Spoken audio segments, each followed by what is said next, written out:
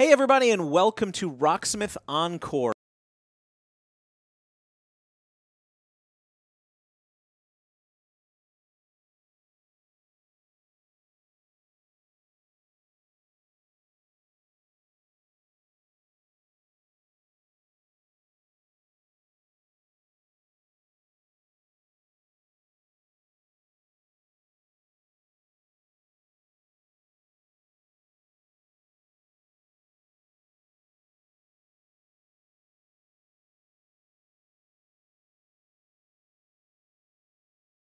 Maximum awesomeness, but Sam came up with an idea that we summarized as the Rocksmith.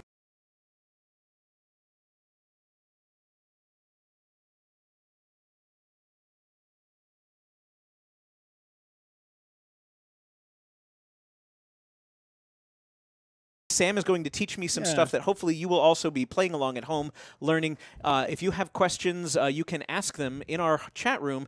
Honeypot01 is our mod. That's our friendly intern, Samuel. And Samuel will be not only trying to organize and field your questions and then pass them on to the team here, but also he's got some giveaways. He is allowed to do those Steam code giveaways whenever he wants. I gave him a bunch of codes that he can check out or that we're going to give away today. They really have nothing to do because I don't know what is actually on the syllabus for today. I don't know exactly what songs we'll be playing or what we'll be learning, so I get to experience this the same way the audience does, which is terrifying for me as a control freak. But there's additional, don't read anything into it. We just have some free songs to give you, and Honeypot01 will give those away when he darn well feels like it. So keep an eye on the chat, and you can get some free stuff as we go along. But Sam, it's all you now. Great. Set this up however you like. I have brought my guitar in from home. This won the poll, by the way. I asked, no, that's right. You I had a asked poll on people, Twitter. which guitar do you want to see? Because I always talk about but never get to show my guitars. And this one won the poll on Twitter. So Well, that's I awesome. Fender I Esquire feel like I GT. want to race on it. I know, yeah. It's got a nickname. How fast can we go? Oh, you can probably go a lot faster than I do, but my luthier called this the Bitchin' Camaro. Ooh, so like it's stuck. This is the Bitchin' Camaro. That is It's, cool. Yeah. But anyway.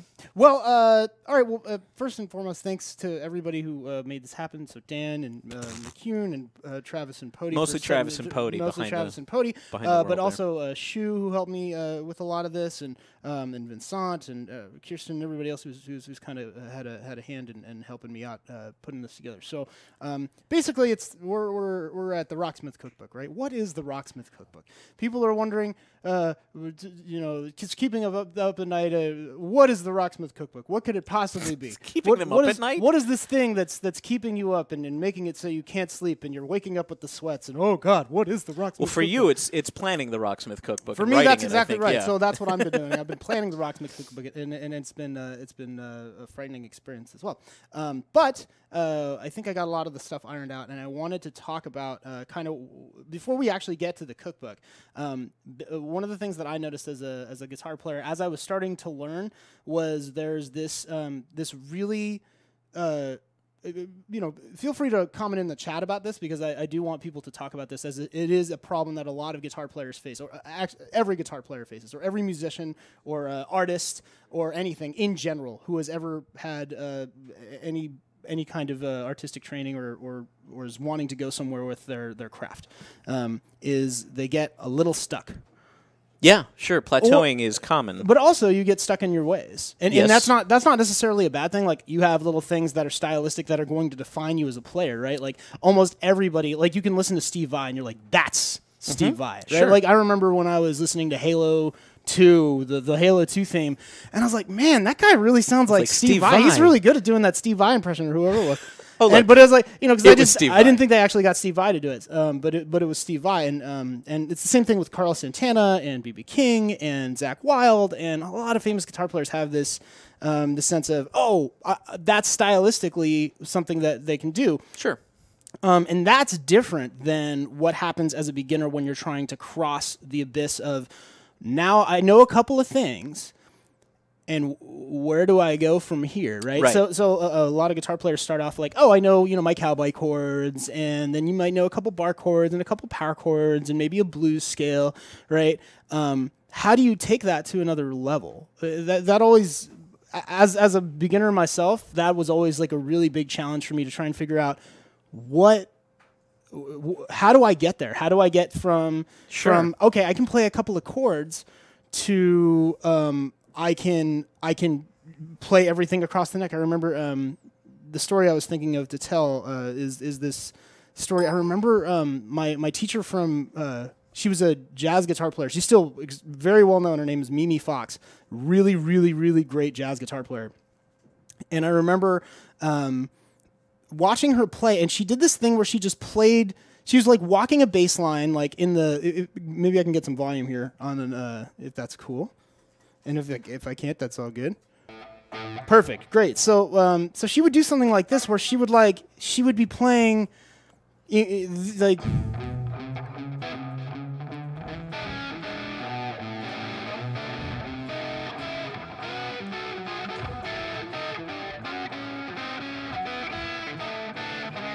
Right, so I'm like, just moving all over the place, right? And sounds like, incredibly complex to me. It's right, and it is, but it didn't, like, it took me a really long time to figure out how do I get from, because I knew like a couple of chords, and then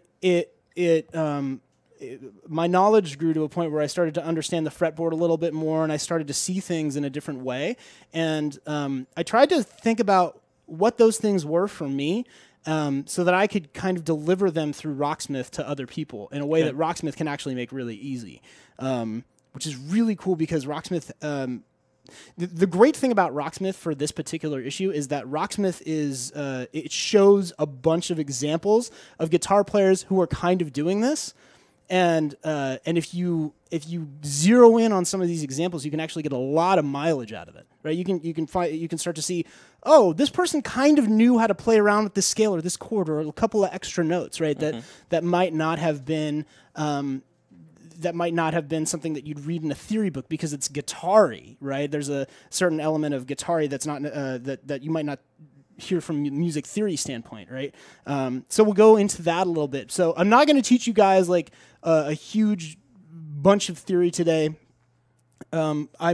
What I am going to do is I'm going to show you a little bit about how to start branching out of the boxes that you know already, right? That's basically what it is, and I'm going to use Rocksmith as a cookbook to show you how that's supposed to be done. So there's ingredients within Rocksmith that you can combine that you probably haven't realized. This also applies to this, and this can be taken so you can mix up the recipe on your own. Yeah. So basically we're gonna show you, like, it's like.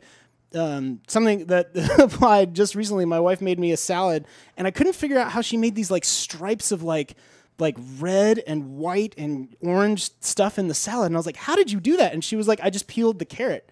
And she had these rainbow carrots, and she peeled them in different colors. And I was like, "Oh." And it's like, but I was just thinking about how that's like little epiphany. Like, right? Yeah, I was like, we're doing that today.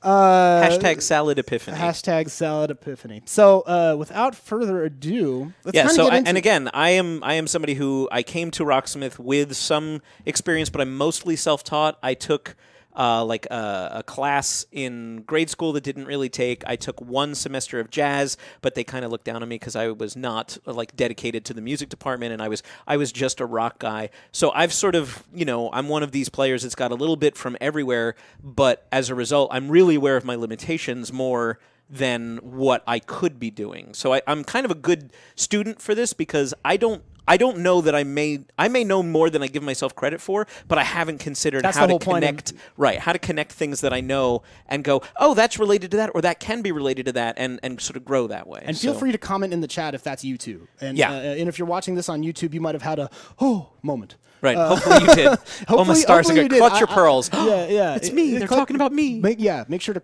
clutch your pearls. Right. So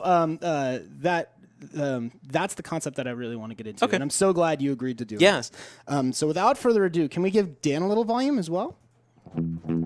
Okay, cool. All right. So this is the thing I've been waiting to do this whole week, and I didn't want to tell you about. No, this is a surprise to me, by the way. I don't know what happens next. Dan doesn't know what I'm about to do. So play an A chord. All right. Play another A chord. Okay, what do you think I'm going to ask you to do next? Play a third A chord. Play another A chord. You have reached the limit of money. So I when I first started playing. You can play one at the 12th fret, though, right? Oh yeah, I suppose. Yeah. which is just the same. Right, which is my cowboy A chord, 12 frets up, so I'm on the 14th fret. Okay, so this is what I had assumed, and I am assuming that again, this isn't necessarily like a beginner's Encore. This is a little bit more for people who have been playing a little bit, but that is what most people know who play guitar, right? When you're thinking of an A chord, most people know 2 A chords or 2 C chords or like maybe 3 C chords or 3 different voicings for a similar C chord. And I wanted to start figuring out how can we break that down? How can we say, okay, well, if you know this in A, let's find some other stuff that you can do in A. So I'm going to play a little groove. All right. And I want you to jam in those shapes doing something, as we're going to call it, A-ish. A-ish. Does that make sense? A-esque. Okay, so you're looking for rhythm for me? No, I'm looking for lead. Oh, boy, so, okay. Maybe you can put me on the rhythm channel, Travis, if you could. Oh, goodness gracious.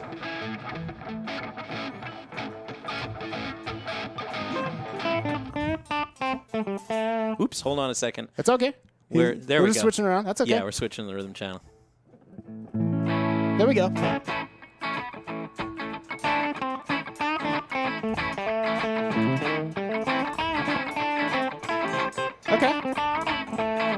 That's about it. Cool. Now I don't have a lot of lead tricks in my bag. No, that's all good. That's all good. We're going to keep building on this. So now I want you to do something more like chordy, but lead-ish still. All right. Well, to me, that just means double stops. That means playing 2 notes at once. Good.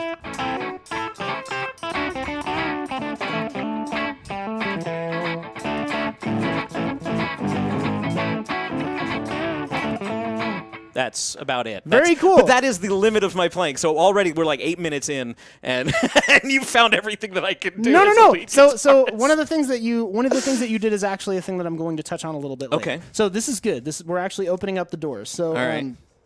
So now you know what you're dealing with. Right. No. I think I knew what I was dealing with in the first place. So so let's do the same thing. I want you to do a similar thing. Let's play a B chord. All right. Just a B chord. Cool. Play another B chord. Right, and those are the 2 B chords, right? If yeah, I ask barred you to play another? And open. Okay. Right, or cool. cowboy chord. Or cowboy chord, right? So just for your reference right here, right? So Dan is actually playing what they call an A shape. And I'm going to tell you why this is an A shape. So if you take this, we're not going to go into this a whole lot today, with regards to the cage system, because that's where this stems from. But basically, if you take this and you go down, right? We're on this cam here. Right.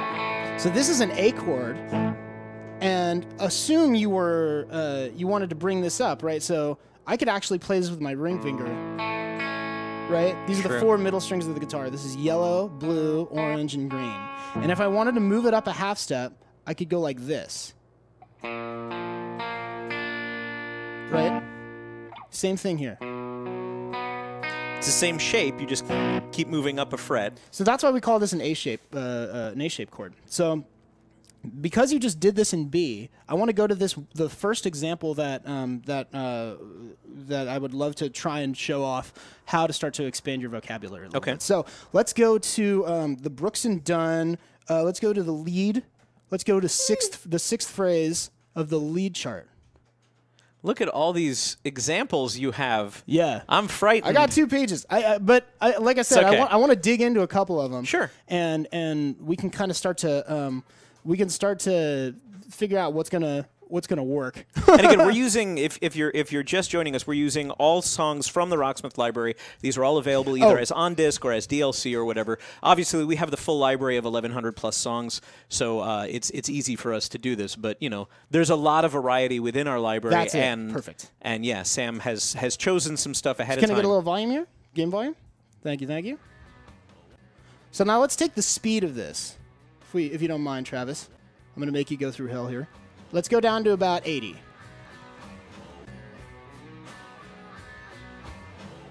Okay, so now if we're looking at this lick here, you can pause it for just a sec, and I'm going to show you kind of what's going on here. Press escape for me. Perfect. So now you can kind of see what's going on here. So he's playing around. So let's play this B shape one more time. So this is the B, but to pull off what I'm seeing, I would think that I've got to just play it with my index finger. So let's play it with your index finger. So that's most of the B chord. I'm not doing right. You're not the low. doing so like he said, he's actually moving instead of playing it with the root note like this. Yeah, show him for me. Yeah. We're up here. So right here, instead of playing the full B chord, why don't you just play it with your first finger? And it still sounds like a B chord, even though the lowest note isn't the root note. It still sounds fine.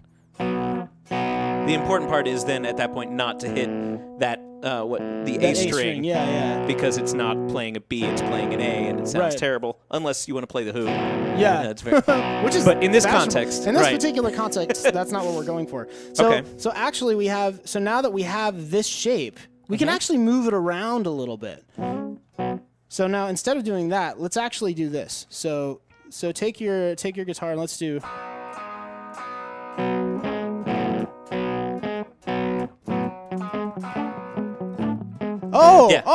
Oh, you do know more. I know a little bit. You know more. I know, you lied to me. No, I Hashtag Dan's a liar. I'm not a liar. I'm just stupid. I'm not self-aware. I'm not woke. Okay? Maybe we should call this guitar woke. Wokesmith. So I recognize that from a lot of boogie rock, and I like boogie rock, George Thorogood and all the way to Memphis. So yeah, let me Mott the Hoople stuff. Yeah, yeah. So let me show you how this actually works. So.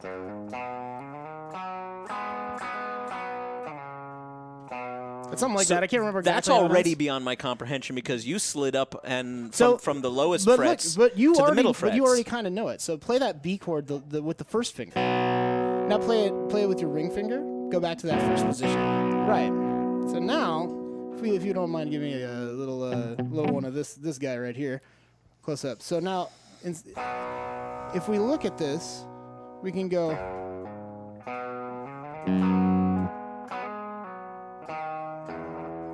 Right? That's basically what he plays. Yeah, that's right. So I'm leading with the lower notes there to make the transitions to a different position on the neck. Let's just break it into two parts. So let's do this second part. Oh, okay. So when it rings out there, I'm back on the core notes of the B chord. So with my index finger. Yeah. More or less. Very good. Okay. Okay. But you started. Now I know where my target is. A lot of times I don't know where my fingers should be ending up. So I know that, to a certain extent it's like, well, okay, the B is here, the B is here. But then when I hear you do those little licks, I'm like, well, I don't know how to get from point A to point literally B here. Yeah. Sorry. So yeah, that's kind of like a little revelation to me. Like, oh, I see. Right. I see the path. Right. Exactly. Between the start and the destination, which I don't normally see or think about. Right. So this is the thing that I'm trying to get out of you for this. This is like teaching Helen Keller, isn't it? No, it's not.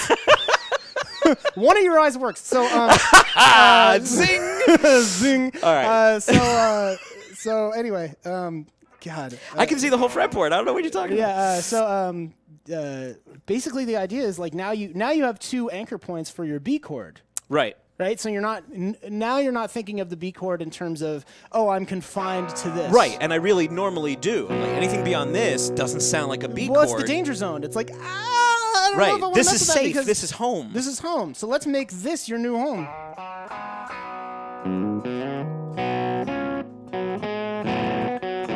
Yeah. Well, sloppy as F.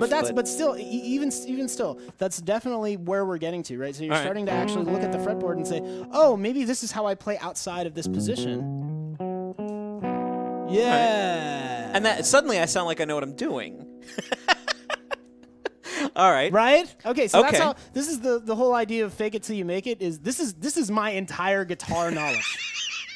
So think of this to infinity, and that's like I'm on my way to infinity. That's what I'm trying to do, and I have confused so many people into thinking that I'm a really good guitar player. But all I know how to do is get from point A to point B. Okay. All right. That's really what it comes down to. And this is one of the reasons that I didn't want to go into theory so much today. Right. Because to be fair, Rocksmith focuses more on the mechanics of playing guitar and learning to play a song or learning where to put your fingers. That's the whole idea of the colored boxes. So now to dive a little bit deeper still into this particular Brooks and Dunn lick, I want to go to a session mode that I've set up that we can. Was that the lick I played? Was that a lick from out of? Okay, see, I have not played that particular Brooks and Dunn song in the game, so I didn't know that I was playing a lick from Brooks and Dunn, but now I kind of feel like cool. Is everything happening the way I thought it would? it's kind of rewarding to suddenly be like, OMG, I just stepped out of my my comfort zone. Okay. Yeah. Cool. So let's load this up, and we'll see. So basically, what we'll do when the game pops up into session mode here. Yeah, and press spacebar, Travis. There you go. Cool, and then we can skip the tuner here. So I'm going to show you.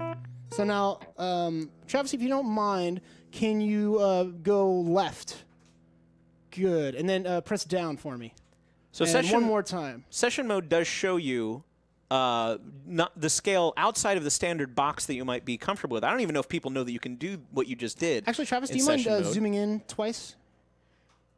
Your default look is this, and this looks very familiar to, like, again, this is the only scale I know is pentatonic major, pentatonic minor. Right. You know, like I know the box, the famous blues box. This is used a lot in rock and roll, and so this is kind of the only scale that I've ever bothered to learn, because most of the music that I enjoy takes place in this space. Right, exactly. But the thing is, like, even with that, you want to know how to connect like those things to chords and to other riffs and other types of things, other ideas that you have, so that you can kind of apply it more than just what's on the fretboard, right? Or what's right in front of you, this particular shape. Because right now, I'm 150% convinced that you're stuck in this shape.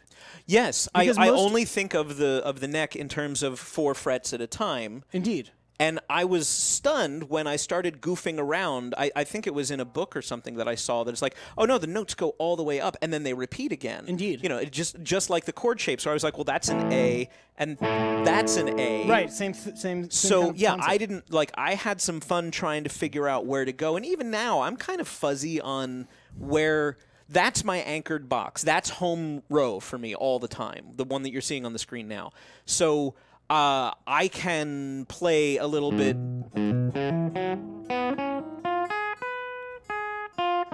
What? That one. It says. That's right there. It says. Oh no, you're thinking of it inverted.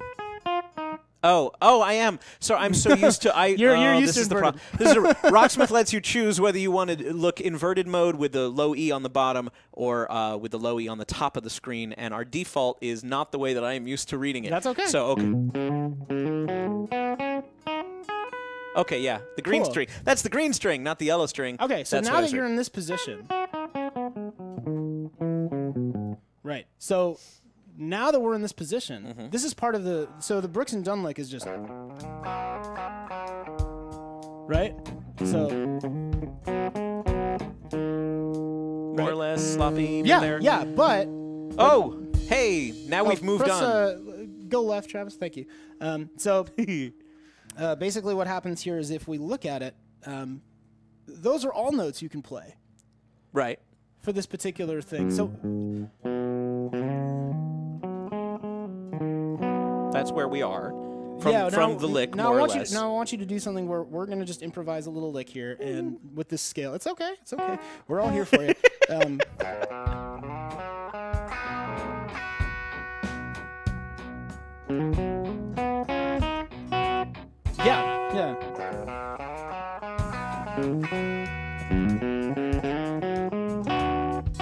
Yeah. Well, okay, but again, that's because I know the box and I'm not that far out. Yes, but still, but this box is now being associated in your mind with this position. Right, which is something I have not considered before. Right, exactly. So this is where the cookbook comes in. So this is a recipe for getting out of the major pentatonic box that you're used to being in. Right. Right? In terms of an A-shaped chord. So that's basically lesson one. Blues in A is, is like the basic of basics. Right, but let's take that same concept and apply it to A major, right? So Travis, maybe you can get us out of this session. and go. Let's go. Maybe we can go into the A Mixo session. Travis, you had your hand up. Was there a question or something? Do we have a question? We have a question. Yeah. I'm sorry. So I'm not looking directly at the screen the way that I normally would. Honeypot01 is in the back of the room trying to get the questions around. He's recording the questions, too, so we may be able to go back into the forums later and address some of these specifics. So even if you're watching the replay, you can go to the forums at rocksmith.com. And it's the MyGen. Sorry, I should have listed them better. And you can ask questions. We'll try to follow up. But doing it here in real time, because I'm actively learning, I don't necessarily see what you're asking. Yeah. But we want to try to address as many of those as we can. So, what's your question, audience? Let us know. Oh wait, we've got a special camera. Oh hi. Just for this and a microphone. I think. That's right. Yeah, there we go. Oh, there we go. Hello, how's it going? Hi, Engineer Cam. It's Brian Pody and Travis Kindred on the Wheels of Steel. Yeah, we have a really quick question. Sure. With the session mode, what do the solid boxes and the not solid boxes on the chord diagram mean? Marvelous question. Marvelous question. Thank you to whoever asked that question. So in session mode, if you look up, you see that there's a little... yeah, great, thank you. So there's in the middle, you can see the circle, and there's a letter in the middle of that circle. That's the key that we're in. Right, so we're in A at the moment. Below is the Mixolydian scale, which is basically just a flavor of A scale. I had to ask my doctor if Mixolydian was right for me. Right, exactly. Basically, what happens here is it shows you the solid boxes are the root note, the third, and the fifth. So these are the core things that if you were going to play a chord. If you actually look at it, so look at the fret 5, and you can actually see from fret 5 on, there's actually a bar chord. Oh yeah, okay. So if you look at fret 5 on the red string, and then you arrange your fingers, that's what it looks like. Right. More or less. Exactly. Yeah. Yeah. That's right. Yeah. So all those other notes are notes that are. They sound good in this scale when combined with those core notes. So those are passing notes, or you can also play those additional notes and it sounds correct.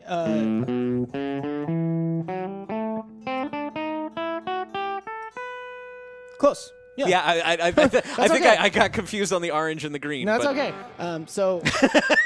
Close. That's all good. Close. That's what we're aiming for today. Right. Close is great. So here. I was just talking about, I think, what was I going to go into? I was going to go into a whole thing about A. And I was trying to think, what were we just talking about? We were talking about how you've moved my impression of the A shape into a B form. Move to the left, Travis. Great. Okay, so now this should actually look fairly familiar. It's not a pentatonic scale. No, but it's a Mixolydian scale. It's very similar. But there's a lot of similarity, especially if you count the open boxes. Where I would normally have solid boxes and think that's where my finger anchors. Right. This is not far off. Again, we're not going to go into the nitty-gritty of the theory today, so that might be for another time. But today, you can see that the A scale actually has a lot in common with that B scale if you move it down. Sure. Okay. So now. Whoa. Uh-oh. Matrix. I know Kung Fu. Yeah. Right. Yeah. Well, no. That was an actual realization that I was like, it is connected. Okay. Yeah. So it's just there's a certain universality to this that you can just apply to different positions and different goals depending on what key you're in. Right, exactly. So the idea is we haven't reinvented the wheel every single time you shift keys. Exactly. Piano players have to do that. Right. That is the plight of being a piano player. Sorry, the great thing about being a piano player is you have a 1-to-1 note ratio. Right. So if you're asked to play a C, like a bunch of trombone players will be like, "Why do you suck so much at sight reading?" And it's because if you're a guitar player, you have a C note that is here, that sounds the same as one here, that sounds the same as one here, that sounds the same as one here, and we don't like to practice sight reading. Right. So that's kind of the explanation for that. But here we can actually see how this A Mixolydian scale, even though it's not the exact same major pentatonic scale, it shares all the same notes. It has a couple of extra ones, but even through that, you can kind of see how this is similar enough so that you can probably play a lick in A. So now, let's again go back to that lick in A. Right? Remember when we were riffing for a second? Yeah. And you had a couple of things where you were saying, okay, so now go back there. Perfect. And do it. Now you can actually do that B lick in A. Which B lick? The Brooks and Dunn lick? Yes. Put that down a whole step. So watch. I'll help you out. No, it's okay. It's okay. We're good. I'm a little off. So watch.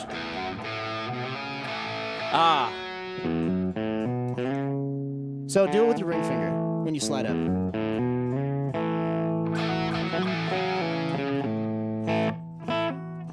Okay. So now you got a whole nother wealth of tools to work with. Right. And I never would have. So mentally, just so you know what I'm doing, is I'm thinking, oh, it's that lick in B, but I've just rolled it backwards, and now I can play it in A. And I never would have approached playing an A starting where I did if I weren't thinking of it as just take this B thing and move it over. Like I just, because I would have been like, everything starts with an open A, but I never would have thought about coming up from there. Right. So that's, I feel like simultaneously inspired and kind of dumb that it's never occurred to me to just take licks and move them around the fretboard. Well, don't feel dumb. Well, I know, but because what I'm saying is every realization comes with I now realize what I didn't know. Right? Yeah. How could I have not known that? And it's easy to feel dumb, but it's good to feel like, oh wow, I learned something that to some people it's a really dumb thing, and to me, I've never had the opportunity to learn it, but now I'm learning it. Right, and I'm never ashamed to admit, like, hey, wow, I didn't know that 5 minutes ago, but I'm better for knowing it now. Right, and exactly. how do I internalize it now? And the thing is, like, you're sitting here putting yourself out there and like letting me school you scary, online. Yeah, and Dan, it's wet down here. But no, it's not. But Dan's going out here and he's letting himself get learned. Get learned on the stream live, and that's a thing that like that kind of confidence is going to make you better because you're willing to go into more different types of techniques and so forth. Well, a lot of this, it's easy to tell a guitarist like, oh, you need to step out of your comfort zone or you need to break out of that box, and yet it sounds so vague. The practical applications of expanding your vocabulary or trying something new, if you're almost spoiled for choice, right? If you say, well, just play it differently or break out of that box, and you don't really know what the path looks like to get to where you want to go.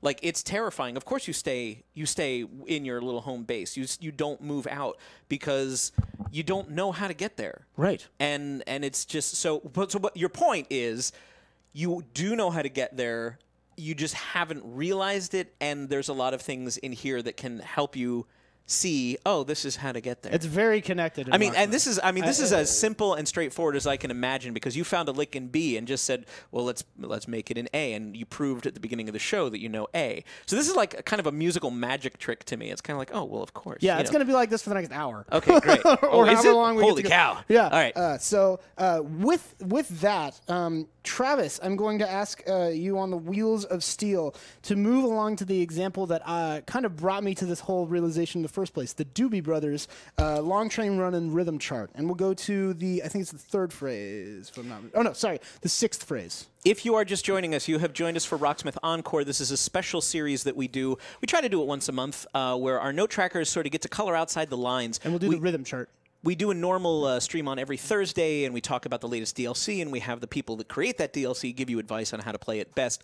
But Encore is where we let the note trackers wild, and they talk about other stuff that matters to them or other ideas that they have on how to apply Rocksmith to your life in a way that maybe you hadn't considered. And this is the Rocksmith Cookbook with Sam Schwartz. I'm Dan Amrich. I'm just the community developer, but I'm also his student today because what he's teaching me is how much more I may know that I didn't know that I knew, or how to apply things that I've learned from different areas of Rocksmith and combine them to be what we're calling the cookbook of using Rocksmith to give you different examples on how to expand your playing with stuff that you may already know and have not considered. Hey, I can do it. I can use this in a different way. Awesome. Yeah. So let's go, Travis, go to resume real quick, and then let's go into riff repeater if you don't mind, and maybe slow it down just a little bit. Great. So I know Doobie Brothers Long Train Run, and I grew up listening to classic rock radio. Let's go down to like 80% for speed. Yeah, let's go down to speed 80. Yeah, perfect. Okay, and now practice selection. Perfect, thank you. Travis is bearing with me and helping me out a ton here. A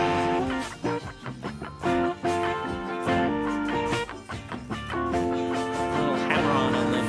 Uh-huh.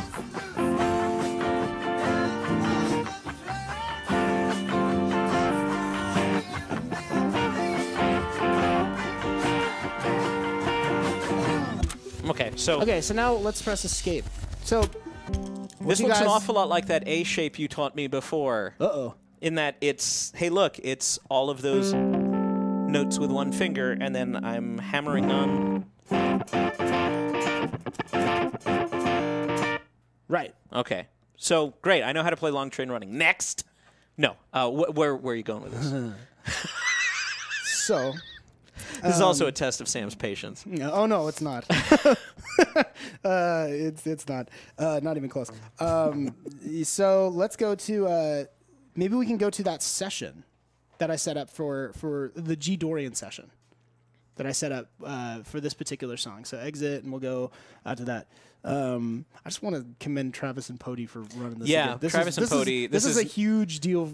They've done a lot to make this happen. And every week we come up with another, hey, do you guys think you could? And they're like, yeah, with enough time. And we never give them enough time. And yet they still do it. So, yes, thank you to Pody and Travis for doing everything from our lighting plan to figuring out how to run both a full computer full of cameras and then another computer running Rocksmith Remastered. Okay, so let's go. Let's take this G Dorian scale like up to about the 10th fret, Travis, if you don't mind. How do you know that it's Dorian versus Mixolydian or something like that? Right now, I'm telling you. Okay. That's not necessarily part of today's insight. No. Okay. Basically, like the thing is though that like, so you can learn a lot with Rocksmith using session mode this way. But for today, I want to show you just how a lot of things are connected, and this is actually going to help you branch out a lot. Okay. And you can use the way that I want people to eventually, like, I'll get into this like near like to the end of the presentation, but the idea is now that you can see how many scales kind of run over the same kinds of chords, I want you to experiment and come up with your own recipes. Okay. Right? So, like, eventually what you'll be able to do is you'll be able to, like, yeah, I want to see what Phrygian sounds like over this A major chord. And you'll be like, gah! But you'll be able to at least try it out and kind of know where you're going with it. Okay. And Rocksmith can teach you through your ears that way. Okay. Which is what I'm trying to encourage for this particular stream. So, with no further ado, let's look at this G minor scale. Now, here, what you're doing, so show me how you're going to play this riff. Oh wait, I'm doing it backwards again. Sorry. Yeah, it's okay. My brain is inverted.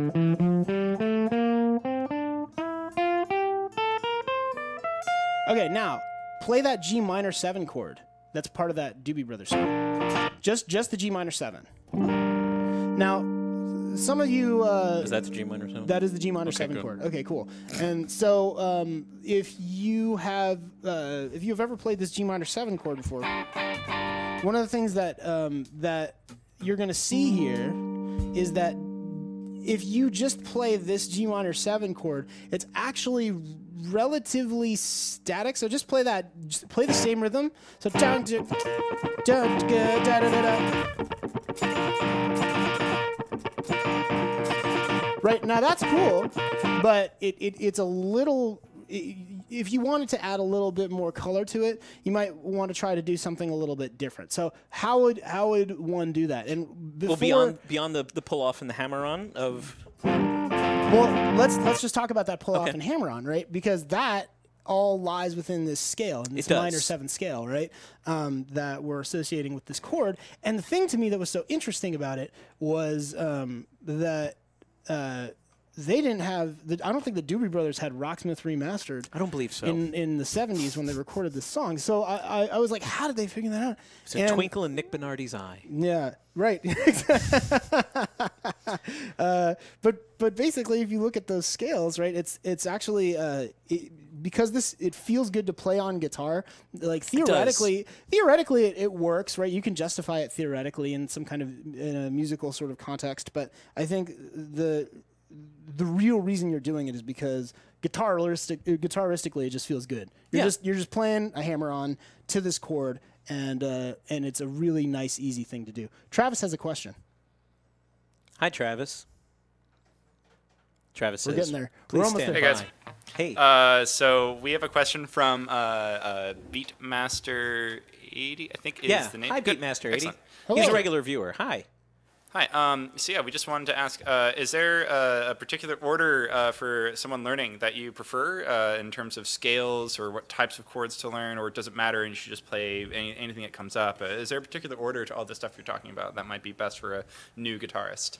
For a new guitarist, the inspiration behind this stream in general is actually more or less based on the idea of I have come to a crossroads and I am not sure what to learn next. So instead of prescribing you a lesson, the idea here is, I kind of know this thing and I kind of know this thing, and I kind of understand where the A chord goes, and if I was to play an A chord, I kind of know what's going on. If you don't know how to play two different A chords, or you don't know how to play two different E chords, learn those first. If you don't know how to play like a C chord or a G chord or a D chord, then play those first before trying to take too much away from this particular lesson. This is more or less for people who have struggled a little bit through learning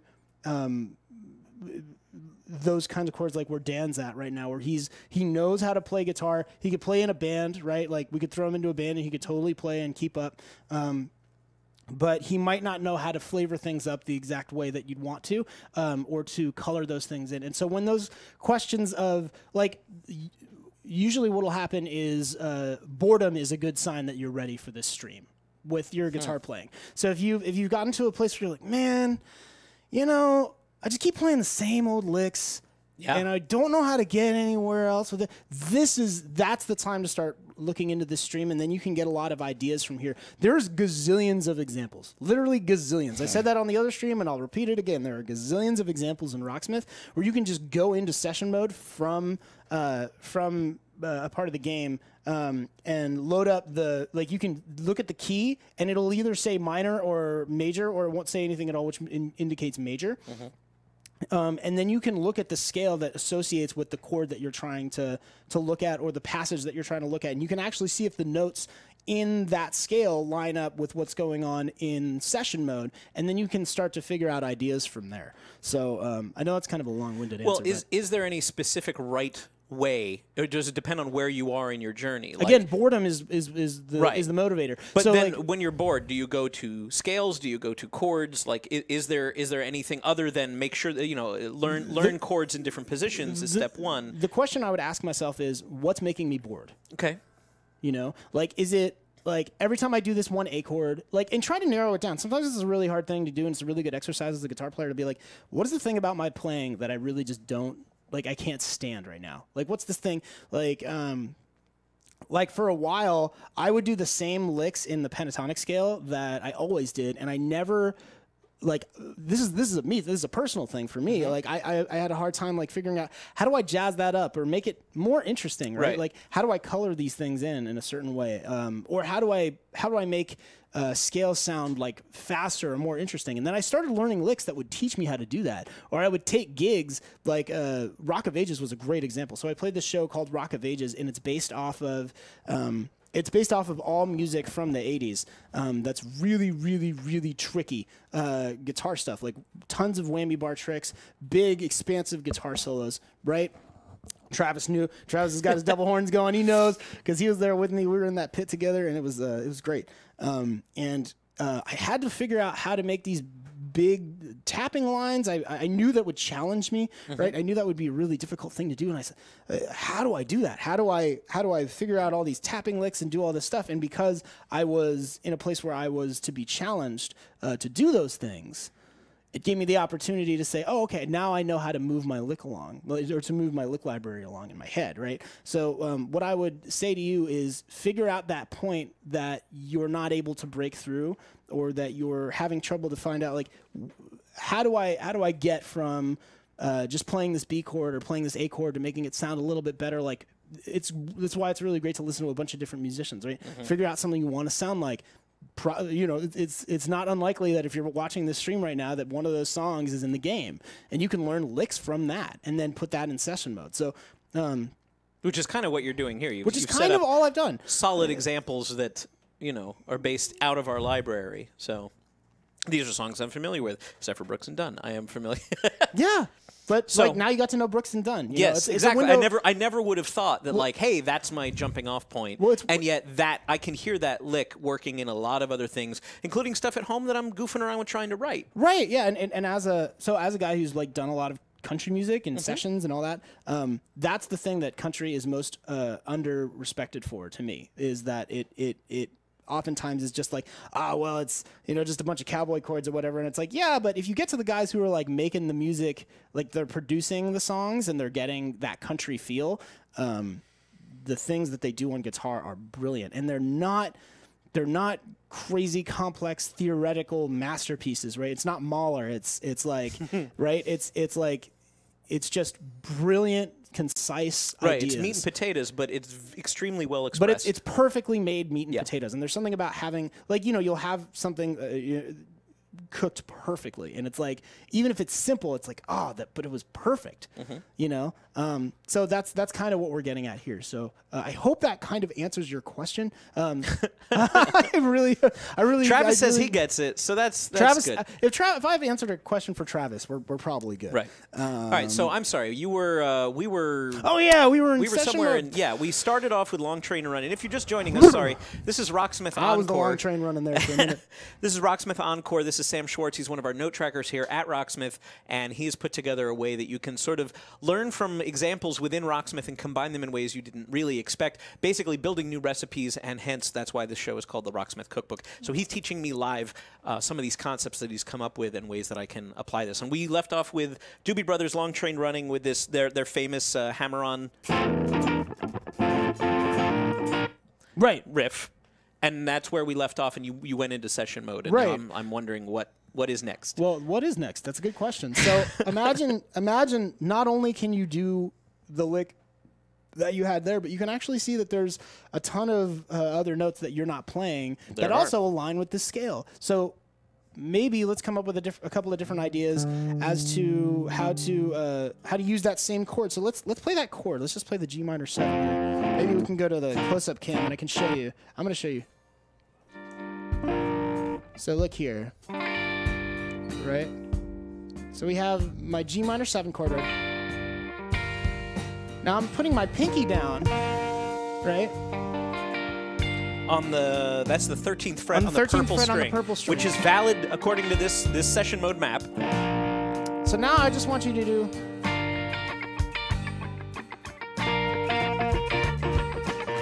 Just putting on that 13 and pulling it off to the 10 on the purple string. Right.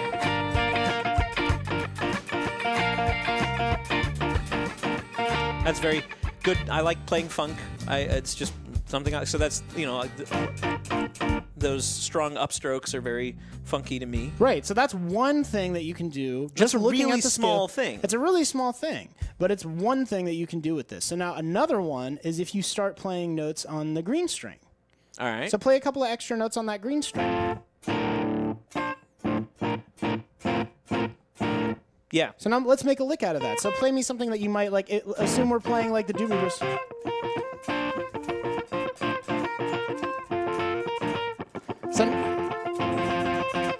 So there, now, okay. Again, so here's that's another example. Just start putting your fingers down on any of those valid notes, and that's the discovery. Right. That you're looking for. So that's just using the chord, and not necessarily using single notes. So like if you were playing this, like that's comfortable to me as a rhythm guitarist. So like you can stay right there, Travis. You don't have to go back into the session. But like assume for a moment that I wanted to vary it up a little bit, because sometimes the session mode will cover up the exact stuff that I'm doing here. So we can look at it again and say, so if you're doing this.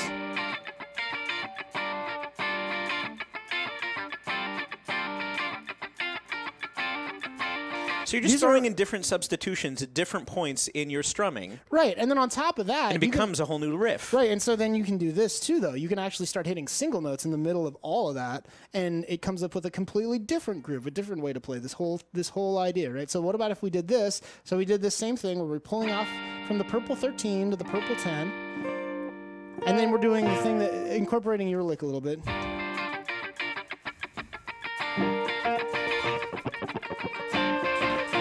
Perfect. Keep going. And just alternating between those two. Now you can throw in single notes. Right. Okay, yeah. Right. So you can do. So watch me. I'm going to do an example here. Sure. So.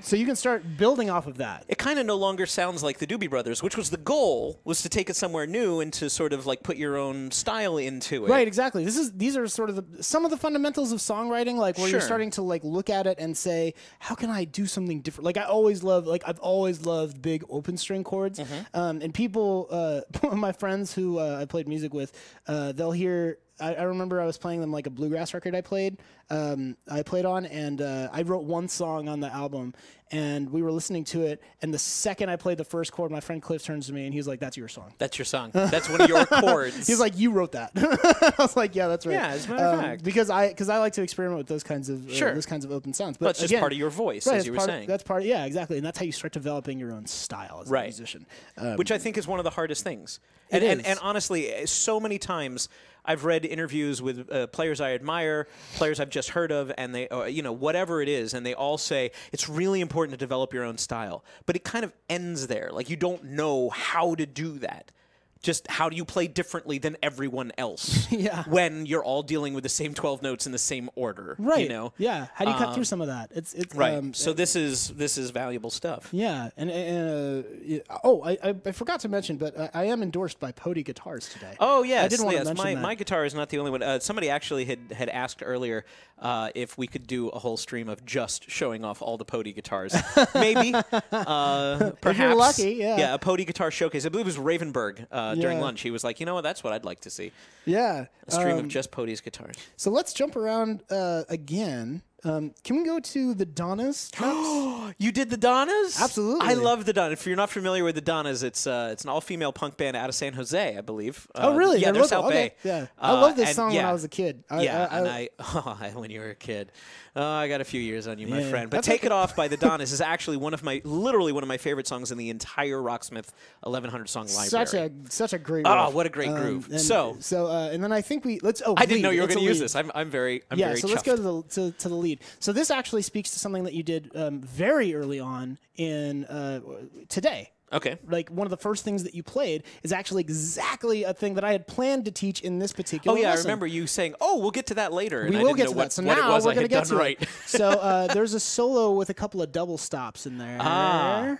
So right here, yeah. I didn't know what a double stop was because I was like, but you continue to play. But a double stop is when you play two notes at once. Right, it's exactly right. So instead of playing one note of a scale, you will play two notes of a scale at the same time, right? And they don't have to be next to each other. No, they don't. They can be. You can play them across many string sets or whatever. Or you can play an octave is technically a double stop. Right? Okay. So I think actually I'm not exactly sure if that's it makes sense. True. Yeah. Travis says yes. Yeah, Travis would know. Travis would know. That's why he's Travis would friend. know. Yeah, I was just like, why ask Wikipedia? Right. You know. So here's so if you can give me some volume here, let's just practice the selection. So watch what's happening.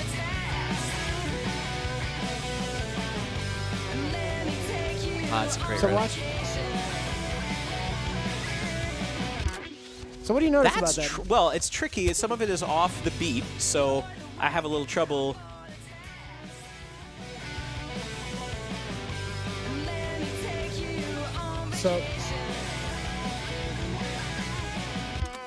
So I can't exactly that all play sounds perfectly. harder than I would expect myself to be able to do. Yeah. I got to tell you, when I look, I'm like, oh, that's too complicated. Even though, look, it's only 1 or 2 notes at any given time, right? And they're near each other. Like ergonomically, I know physically I can hit those notes, but I wouldn't have thought to put them together that way. But you already did this. Okay, then I'm pretty cool. You already did it before. Okay. When we were playing that A groove. So where are we? We're on the 7th fret. Yeah, it's in B minor. It's in B minor. Which, yeah, of B course, minor I would know. Oh, it's that little thing. Oh, it's that little thing. Okay, that you so already this, did. yeah. Okay, so let's go into the session mode here. I think Travis is getting the hang of this now because he figured out how my brain works. Please tell the rest of us. I'm so sorry, Travis. Travis is doing such a good job. All right, so there's that was and that's a particularly tasty little riff out of that track. Perfect. So let's get into this, right? And it's a track to which I aspire to play anyway. If we look at this B minor pentatonic scale, cool, it loaded up right in the place that I wanted it to. So now if you look at this, so now play your B minor pentatonic scale.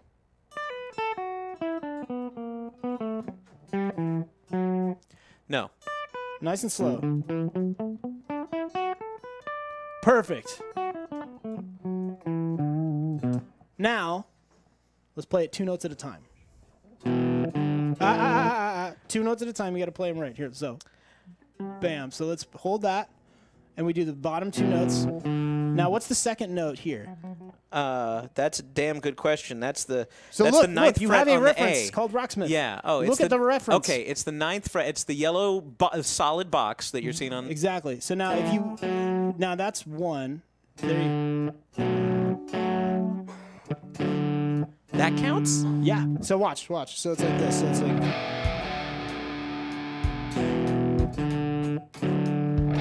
Oh, wow. My fingers are not used to doing that. Yeah, so you do this. Now, same thing.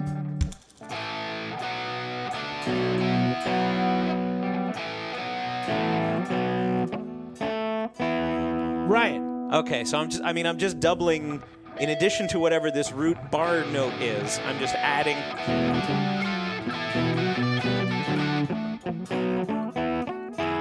Yep.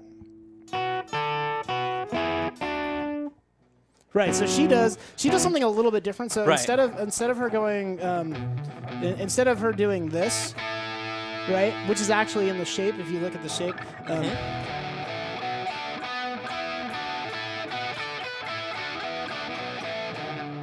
She's throwing in single notes. Yeah, she's throwing in single notes. It's kind of like what we were just discussing, right? So let's look at this pentatonic scale one more time.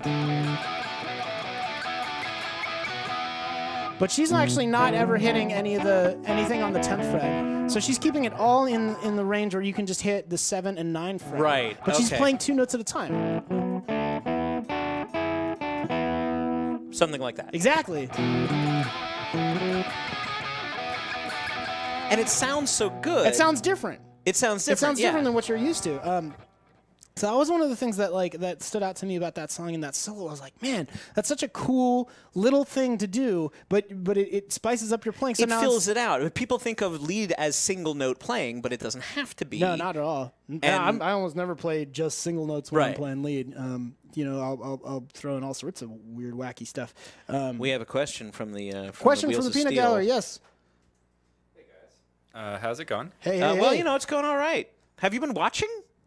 Oh, definitely.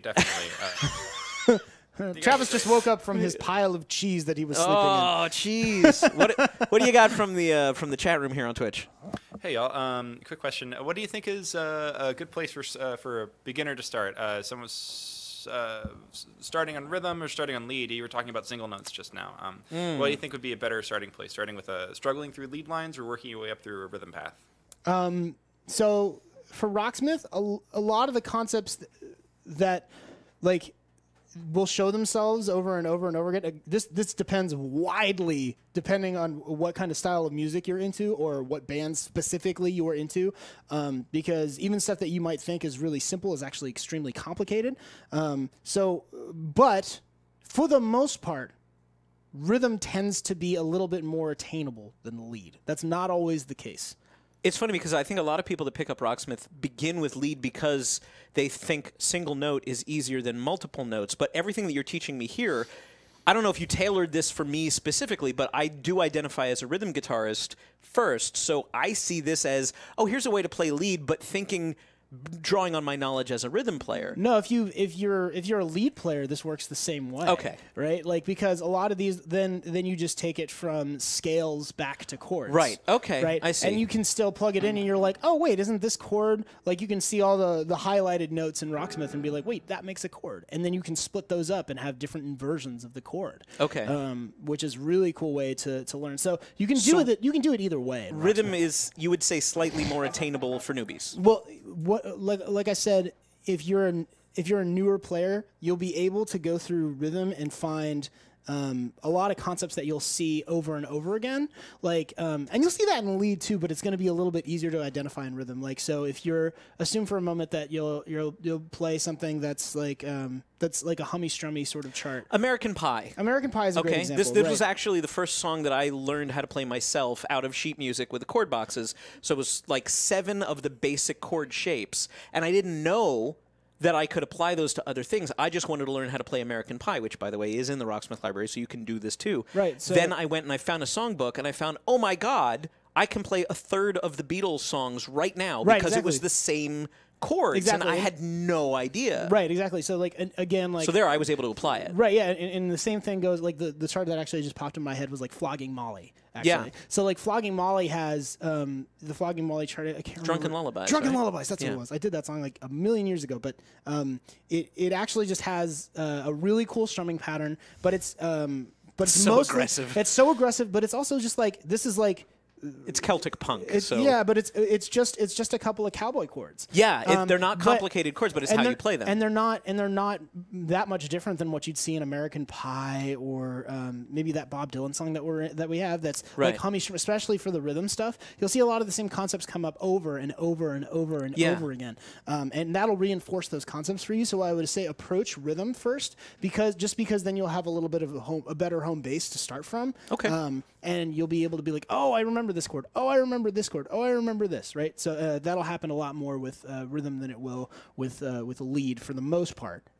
Because like if you play the Drunken Lullabies lead chart, I transcribed the banjo part because that's like the lead thing that's going on, and then that cuts back to this, and then that cuts into the other part that they're playing. Right. It cuts back and forth from banjo to the distorted guitar part. Because I wanted you to get the sense of like feeling like you're playing that whole lead part. Sure.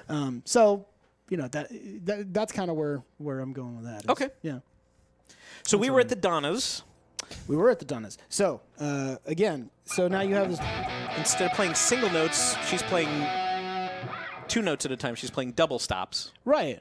And you can apply that basically to anything. You can apply that because the notes are there. You might as well play them. Right. You're already in the position. Right, and that's kind of... And that actually even applies to the G minor example that we were just playing. There's one where you can do...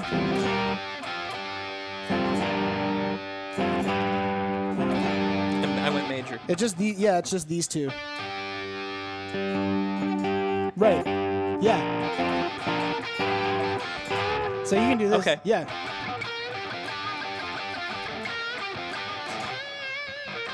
You know, whatever, right? Sure. But you can get that in there. Well, it's sloppy when I do it, but yeah, but that's the idea. But I know where to land, and now it's a question of sticking the landing a little bit better. Exactly. Cool. So, okay. So that's kind of what I wanted to show you. That strikes me as a ridiculously easy way to spice up your playing and make it sound and feel fresher, and actually sounds more complicated than it is. You know, like, hey, that's 2 notes. Oh, they must really know what they're doing. And yet it's just like, well, that's the string that's next to the string where my finger was anyway. Right, but these are these little like Rye calls them bonehead guitar player tricks. And I think they're perfect because that's how like I said, like I'm really good at faking it. Right. And that's what I've gotten really good at. So without further ado, let's go to the lead chart for Cold Shot, the Stevie Ray Vaughan tune. Oh boy. Okay, if you're just joining us, this is Rocksmith Encore. This is our bonus stream that we do here at Rocksmith. We try to do it once a month, and instead of just playing the weekly DLC and having the note trackers explain how to play that best and give you some insight as to how things get made here at Ubisoft San Francisco, we let the note trackers go wild, and they come up with ideas of topics that they want to talk about. Sam has you're one of the note trackers, Sam Schwartz. You've had private students as well. I mean, like, you teach guitar outside of how you teach guitar through Rocksmith. So this is a nice extension of his skill set, where he said, there's a lot of things that you can do. You can combine elements, and you can break out of old bad habits, and you might surprise yourself at how much you already know based on what you've been playing in Rocksmith, and you can sort of make a cross-discipline thing here. You can take something that you've learned from one part of Rocksmith and apply it to another, and suddenly that makes you a better guitarist. So that's what the Rocksmith Cookbook concept is, and that's so we're an hour into this. Yeah. Oh wow. Don't forget, you can go back and watch this as soon as we're done. You can always tell me when we're getting too close to the end. I think 4:30 is probably good. So if we can get another 25 minutes through, and maybe have a little bit of time at the end to take random questions from the we audience. can definitely do that. Let's go through one or two more examples. All right, so we're in man. When you say Stevie Ray Vaughan and Cold Shot, I'm terrified, because I know that it took you guys a long time to build these note tracks for Stevie Ray Vaughan. That was one of the more challenging packs, because he has a lot of nuance and he has a lot of specific style, very similar to what we've been talking about. But Stevie Ray Vaughan is not easy material. So I'm automatically, I have to ask, what the hell are you doing throwing me into Stevie Ray Vaughan? Well, that's a good question. So let's look at this. So if we turn the volume up a little bit, and I'm going to play this solo. It's an E-flat standard. We're going to go back into. You don't have to tune down or anything. No, okay. Just for the sake of doing this, we're sure. Gonna, I've just turned down my volume so I don't. Oh yeah, Travis, do you mind turning volume up and? There you are. Let's go back to riff repeater real quick, and it's all good. So, yeah. So basically what I'm going to do is I'm going to go through the solo, because in this particular song, Stevie does something really interesting. And it's not too dissimilar from what happens in the Donnas. If you're looking at it, you can actually kind of tell. What do you think I'm going to talk about? Triple stops? Yeah, but like, what is... Well, he's playing within the chord shapes, and he's hitting multiple notes and doing. I see a couple of double stops in there. I see partial chords that may technically be outside of the chord that he's playing, but sound good within the context that he is playing. So there's a little like, why don't you play that B shape inside the A shape? Sort of. Am I getting there? Yeah, you're getting there. Okay, I don't know. Like, this is good. This is me guessing. So let's just do practice selection. I'll play this real quick, and maybe you can look at my hand real quick. Yeah.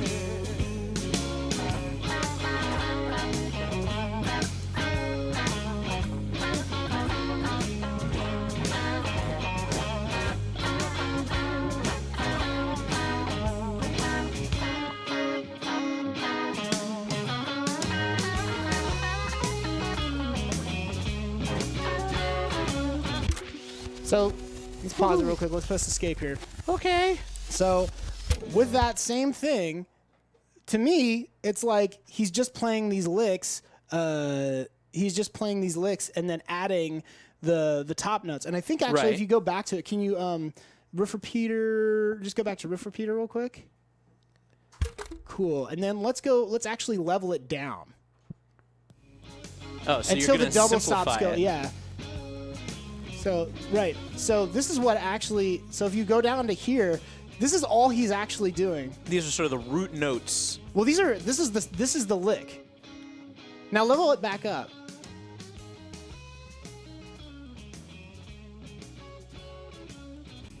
And let's go back. Yeah, so level it. Actually, let's just go to that first phrase. Travis, if you can just isolate that first phrase for me.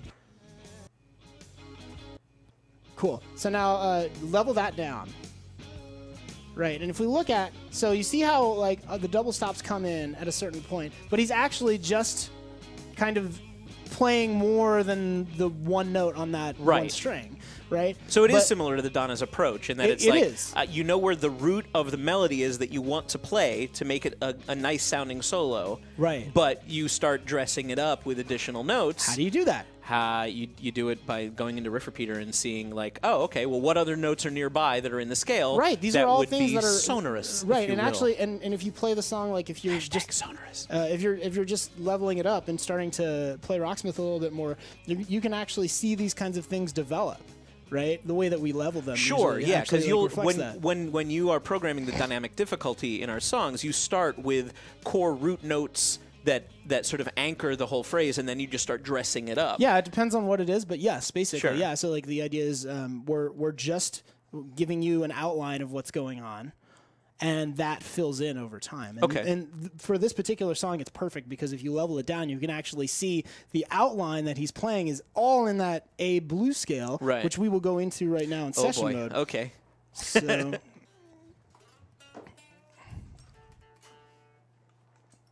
Oh, that's right. So, I see. This is that song was in E flat. That song's in E flat. And to spare me from having to retune live or right, grab another guitar, he said, "Well, let me show you the example in the Stevie Ray Vaughan thing, but then we'll go into full A. Perfect. We'll go into E standard tuning, so we don't have to. So like if you look at this scale here, right?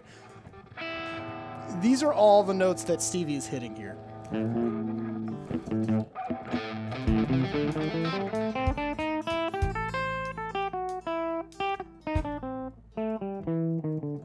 Right. You know that scale. I do. Right. Okay, I goof around with that all the time, but don't know where I'm headed. So now, if you take, like, all what Stevie was doing here is...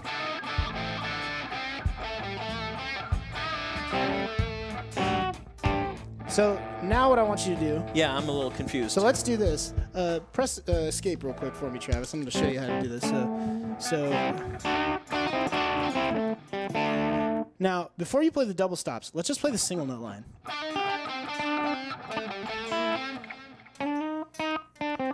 Is that? Yeah. Okay. Yeah. Right. So, and this is what you'd get if you were just leveling the song up. This is what you would get, right? Okay. So I'm basically teaching you what's already in the game. So sure. Like,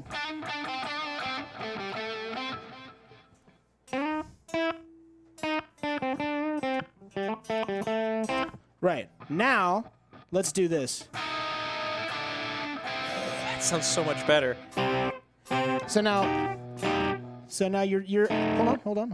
All right. So now hold on to because now I'm just flailing. That's okay. So don't flail. You're fine. You know, we're in safe waters here. All right. So again, so now we have these two. Now play that same lick, and let's get your pinky to curl. Get your pinky to curl over a little bit. Yeah. More or less. Whoa, yeah, right. So it's not all double stops. It's just having. Some of them are triple stops. Yeah, it's having a basis that's in the what's the name of the thing? It's the scale. Oh, the yeah. scale. Sorry, it's just I have completely That's the okay. lights are cooking my brain. Yeah, these lights are cooking my brain too. Okay. But I still that's not difficult to play.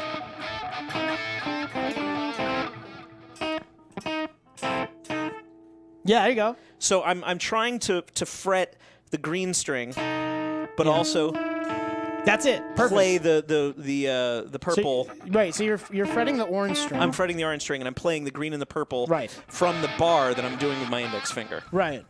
I hope you're following along at home, because if I have to suffer, you have to suffer too. Right. Hey, wow, that sounded pretty damn good. Yeah. Who played that? I played that. See, there you go. Yeah. Like, see, Rocksmith works. Right. So that's a okay. Really So cool I mean, all the things that you're showing me today are really just additive so far. It's just like, you know this one thing, and you know it in this basic form, but you can dress it up, and you can add more things to it. Right. Instead of going into, like I said, this is one of the reasons I didn't want to get into, like, a ton of theory. Right. Right? Because that kind of, it clouds this concept a lot. It makes it harder to just be like, wait, I'm just playing guitar. Right. No, this this works for me because this lets me. Maybe it's how I visualize the fretboard, but and different people do it different ways. But this makes sense to me. Whereas I go, okay, well, here's my safety zone, and here's where I'm dancing around outside the safety zone. But I never really leave the safety zone because I know how it works up to the point that I am now experimenting. Right. You know, so I don't feel like if I hit the wrong note, I don't feel like the world's going to end, and I don't feel like I'm out on safari without a guide. I feel like, okay, well, you know what? My index finger knows where I am. I'm in this very comfortable A shape. Yeah. And I'm just in a different position in the neck, but I can go wander around and I can play multiple things at once and I can add in different stuff. That's very acceptable to my brain, if you know what I mean. Like I do. That isn't a threatening concept, the way of just find your own style or something too vague. This is a very concrete way for me to help find my own style. Here are your barriers, right? And they're not uncommon, and you shouldn't feel bad about them because they're things that hold back almost every guitar player. Right, everybody learns. Myself included, was held back by stuff like this.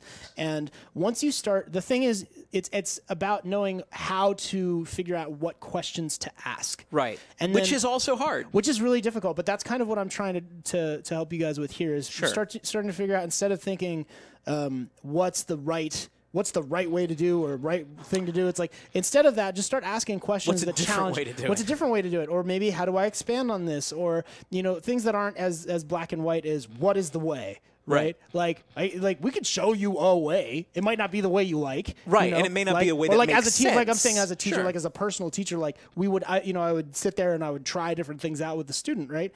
And it might not necessarily go exactly the way that you'd like, and then we go back and forth on it, right? But this is a way for you to teach yourself. This is a way for you to and using the game as a guide, or as at least suggestions. As here's the ingredients. We keep going back to this cookbook concept. Right. But here's the ingredients. You can make your own recipe. Exactly. Some of them will taste better than others. That's true. But there's a lot of tasty examples in there from other players that you can learn from. But you don't just have to copy what they're doing. You can then take that as an inspiration and go, oh, I see what they did there. Let me see if I can apply it to what matters to me or somewhere else. Right, so, and the more of these kinds of things that you start doing, you're actually going to start seeing more patterns, just like Dan was seeing here with the pentatonic stuff, with the licks in A that we were doing, like some of the licks in B that we did from that Brooks and Dunn song. You can actually start seeing how it starts here and it goes to this other thing, and it's really interesting to see how that works. So. Yeah, that's kind of the idea. Well, that's cool. Do you have more specific examples you want to do? I have a million of them, but the thing we're is, like quarter after now. Yeah, and that's kind of where maybe let's take some questions and then we can call it. Maybe you can teach me that one bluegrass lick.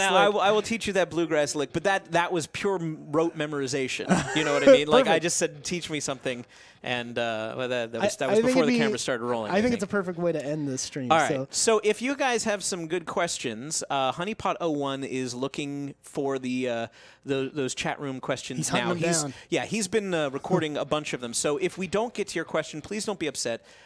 We will attempt to answer them in the forums.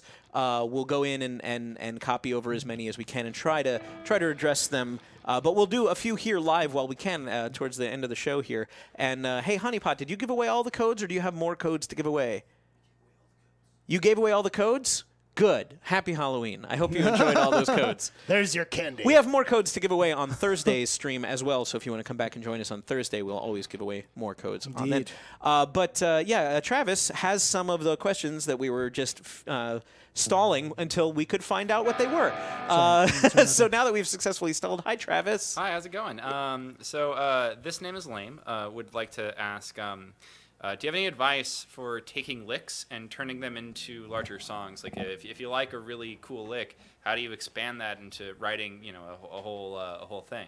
All right, let's go into another example, because there's one example that does this exactly, and I didn't want to necessarily get into it, but you asked the right question. Thanks. This name is Lame. This name is Lame. You got it. I'm going to show you exactly how to do that. So let's go to rope. Should I be frightened? No. Okay. Well, maybe. Let me. I love Foo Fighters, so I can't be too frightened. This is a song that Anthony did, and he always talked about how cool it was, and I'd listen to it and I was like, oh, it is cool, and then I played it in game. I was like, this is really, really cool, like the way that they do this song. this is a little weird, Travis. The second phrase is like super tiny. So oh, I see. Yeah. So so it actually is the third phrase. Yeah, it's a little. Yeah. There we go. So let's play this. Let's These just are practice power selection. chords. I recognize. No, they're not. Oh, they're not. Nope. They They're look upside like down power chords. They're upside down power chords. This is what always confuses me because I go power chord shape. Okay.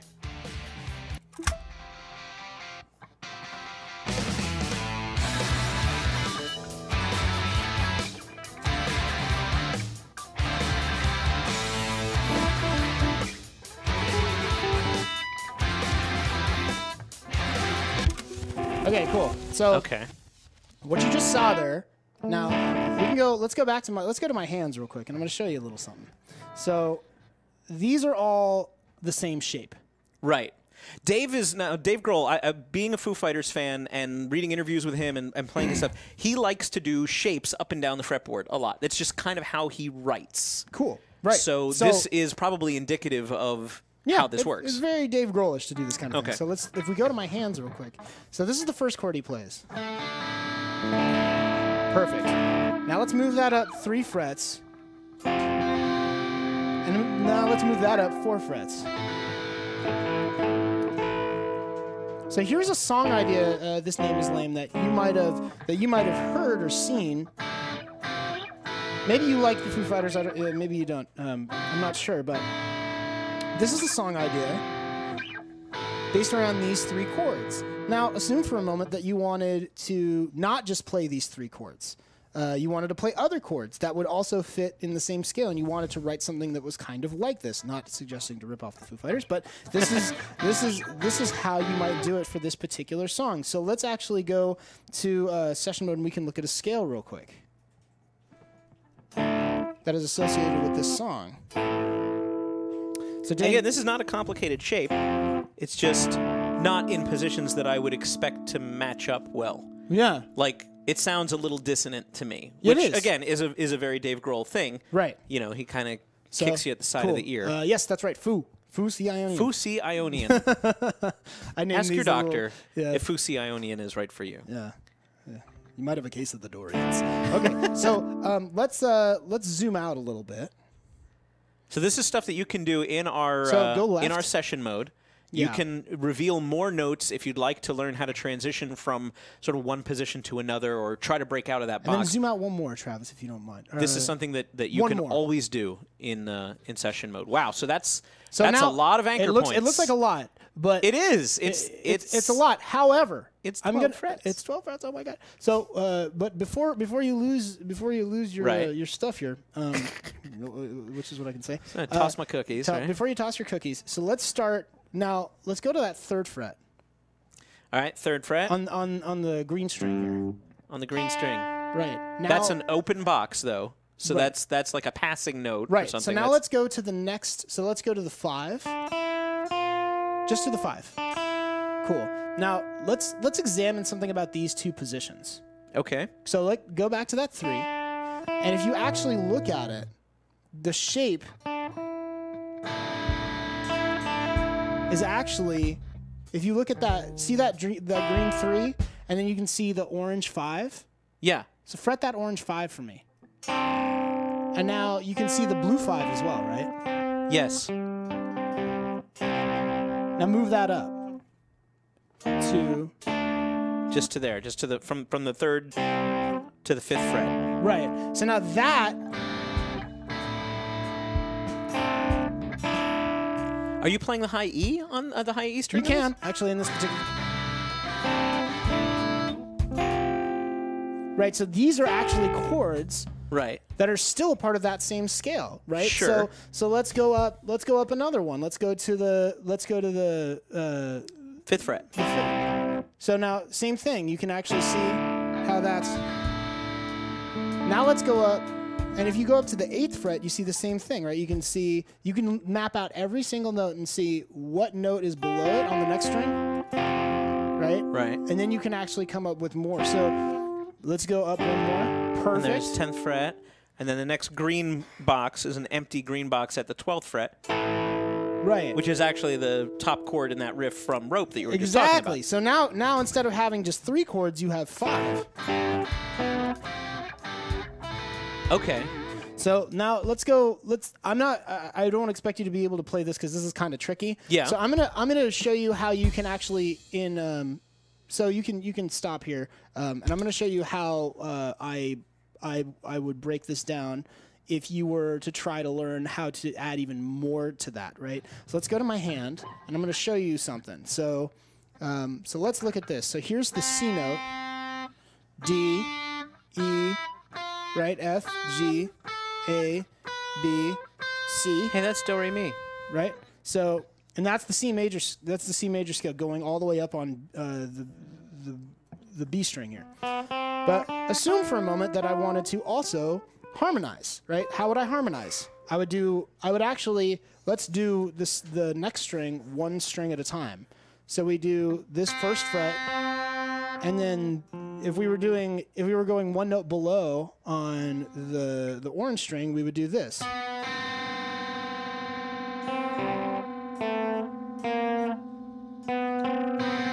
Okay. So it gets a little trickier. So that's a 4-fret gap in terms of how my hand is positioned. Right. But we've proven you can do before. But it's really 2 notes that are next to each other. Right. So if we keep going here, right? So we do this C, and then we get to this familiar shape, right? The one that we did on the 3rd fret. And then we'll go up another one where we're harmonizing up to, see, we're going just from this D to the E here. And we're going to harmonize it with what's in the scale. If you look at that C ionian scale. Okay. Right? And then we're going to do this F with this E. Right? And you just keep getting this going. But this helps to look, when you're learning this helps to look at session mode so that you can see where your targets are. I'm doing it outside of session mode. Sure. Because I can show you on the guitar. But of course. But the session mode map sort of gives you the information to know where to start traveling. So yeah, so then let's assume you wanted to write something that was kind of based on the same idea, because now you've mapped out all those chords, so now you can be like, and it all sounds real good, but it's because you know the relationship of those notes in that scale thanks to that sort of roadmap that you've been given. Right, yeah. Now you have now you have a whole new vocabulary of how to go up the neck. Right. Because you've harmonized those chords in a certain way. And you can play that in session mode with a band behind you and just sort of jam on that until you find riffs that work. That was one of the things I was actually doing that with this song. We can actually do that right now if you want. If we can just go into session mode, and I can show you kind of how all these shapes work if you're going to do that. Again, this is a thing to watch many times because it is going to go over your head, and that's totally fine. So let's do this. This is going to be one of the last things we do here. So watch. So.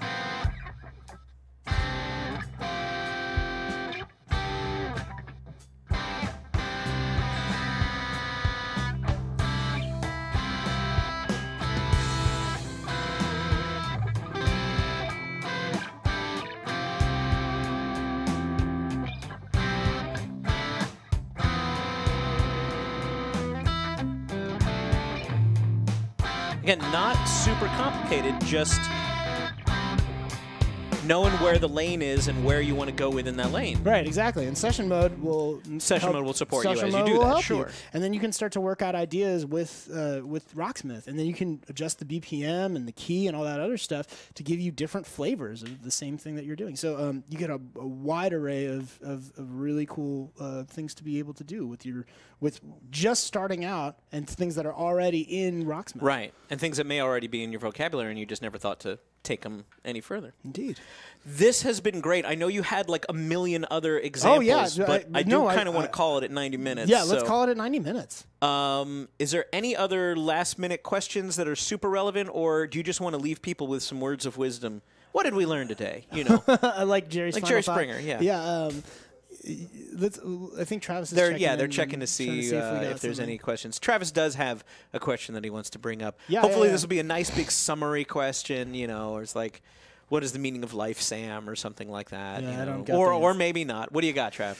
Hey, guys. This is a pretty quick question. What's the difference between a riff, a lick, and a theme? Oh, man. Woo! That's a good question. Not going to answer that. No? I don't think we can answer. Like, that's a really hard question answer. I guess like a riff repeats. Well, no. So no, like.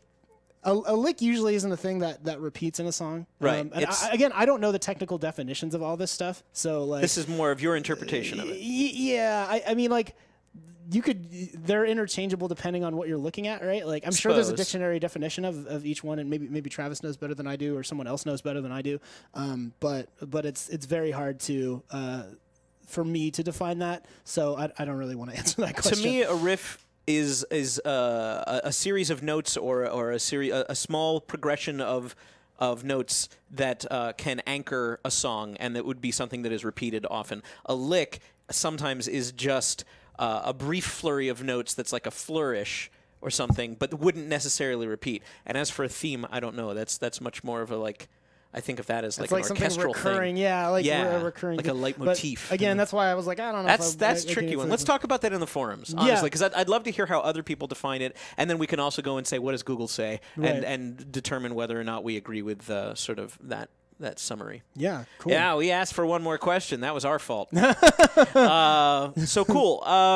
What do you want to say in summary, Dan? No, I just want to say, like, first of all, thank you, because again, being your sort of guinea pig for this and not really knowing what I was getting into, I was a little nervous. I said, like, I am plateaued. I'm one of those people that, I got as far as I could go by just aping songs that I liked, and I didn't really know how to take it beyond there. And you're like, you're exactly who I want to talk to for this. And I'm like, all right, great.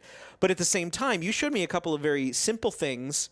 And more importantly, it wasn't like, oh, well, then I'll just use that example. What I took out of this was there's a lot of stuff in songs that I'm already playing or in songs that I already like or want to learn how to play better that I can extrapolate as examples and then apply that to other areas of my playing without really feeling like I'm threatened or lost, which is honestly a lot of times when I think about how do I want to branch out, I feel like, well, I'm on my own. I don't know where I'm going. I don't know what it's supposed to sound like. How does everybody else make it sound so it works so well in all these songs that I hear that I like? And I'm like, I can't do that. I can't play that way because I don't know what they're thinking about. But what you're showing today is that what they're thinking about is probably a smaller subset of what I thought. Like, there's no grand plan to this. No. There's some basic structures that a lot of guitarists use or share or have access to. And it's really how you apply bits and pieces, whatever works for you, from those structures into something that feels new and organic to me. Like chord substitutions is something that I'm really interested in. You're showing me like how to do that in more of a lead way where, I'm notoriously down on myself as a lead player because I feel like I don't know where I'm going and I don't know what it's supposed to sound like. Yeah. But these are really safe ways to try to figure out what it should sound like for me. Right, and they're good. And they're all right there. They're in the game, and I haven't thought to go, oh, what if I take A, put it over to B? Oh, that doesn't sound quite right, but what if I do it this way? Or what if it's a different thing? So, like, thank you for just showing me that there's a lot more in the game that I can use than I thought possible. Like, I hadn't considered applying what I knew from over here over to here. Like they're all in the but the span of the game is there. You know? Like, they're all there. Like for me, so thank you very much for saying all that. It means a lot that you learned so much. I get it. Yeah, good. We made some. Dan recipes. can learn. Dan can learn. So one of the things that always got me as a guitar player that was growing up was I was having to read a lick in a tab book, and then I was having to take that chord and find it in my rock scale book, and then playing the scale. And I was just like, and that's how I learned how to play guitar. Like I learned all these different licks. I'll transcribe this song, and I'll transcribe the solo. I'm like, okay, great, but what can I use that with, right? And I'd have to go to all these different books and different examples and different places to figure out how do I just apply this to something else. And it's weird because I'm like, Rocksmith has all that right there. It's right there. Yeah. And I was like, man, if I was my 14-year-old self and I was discovering Rocksmith, this is how I would have used it to learn. And I was like, I wonder if other people can learn how to do this. And I really hope today was really informative for you guys, or watching this was informative for you guys and has inspired you to maybe look into your own recipes. And I want to hear about your guys' recipes if you have them. So like, let us know in the forums or tweet at me. I'm Super Schwartz and at Dan Emmerich, right? Yeah, just at Dan Emmerich. Rocksmith Game, obviously, for the franchise. And at Rocksmith Game and Ubisoft SF, just tweet to us and let us know what you guys come up with, because it's good to learn this way, to start just taking baby steps. It's hard to dip your toes into that. It's scary to choose something new. Yeah, it really is. And it's an abyss of learning, and I just want people to... It is. It's really, really scary, and that's why people are so scared to dip their feet in it, but it's okay to do that, and I really encourage you guys to do that. So yeah, let's take this over to the forums. I actually think that's the best possible place. Rocksmith.com, the forums is going to give you the opportunity to go into detail, to ask questions, to explain your methods to other people. You have no idea. Some little thing to you that seemed really obvious might be a revelation to somebody else in this conversation. So yeah, I'd love to hear your feedback about this Encore. Again, everyone is different, and every note tracker brings something fresh, and Sam did this, and thank you for doing it. No problem. We will be back streaming with our sort of standard format on Thursday, 3 p.m. Pacific, 6 p.m. Eastern, 10 p.m. GMT. There's a time change coming up soon. I think next week there will be a time change here in America. I think it's on the 5th. And so that'll turn it to, it's the 2nd or the 5th or something like that. But yeah, for this week, that's our times. Be here 3 p.m. Pacific. We'll go over this week's DLC. It's Amon Amarth, which is not Viking metal, but metal about Vikings. I've been trained. There are very specific distinctions within the world of metal, and Arthur von Nagel made sure that I knew them before I opened my mouth. So I appreciate him. Very good. Yeah. One last thing I would request is that you teach me that lick. All right. I've done a lot of teaching to Dan today, and I wanted to close this out with Dan teaching me. Do you really want to do this? So when I was in college... Let me learn. I want to teach me, Dan. When I was in college, I was an RA. I was in charge of the floor, and I hung out with the other RAs. And I was really getting into guitar in college, and one of their family member came in, and he was a bluegrass player. And this is like the first time I had seen bluegrass. And so my friend Joey, who was also super into like Steve Vai and Yngwie Malmsteen, and I was totally into Clapton and BTO and like classic rock stuff.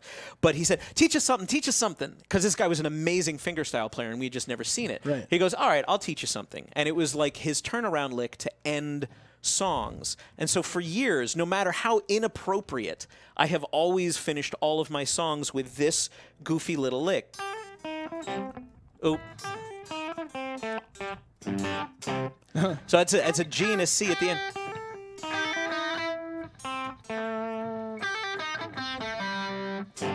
That's it. Okay. And I mean, like, we used to play like Green Jelly, and we would play Van Halen, and we would play anything, right, and then we would just mess it up by going. All right, let's do it. 1, 2, 1, 2, 3, 4. Yay! Thanks for joining us, guys. Thanks very much. We'll see you on Thursday. Bye, everybody.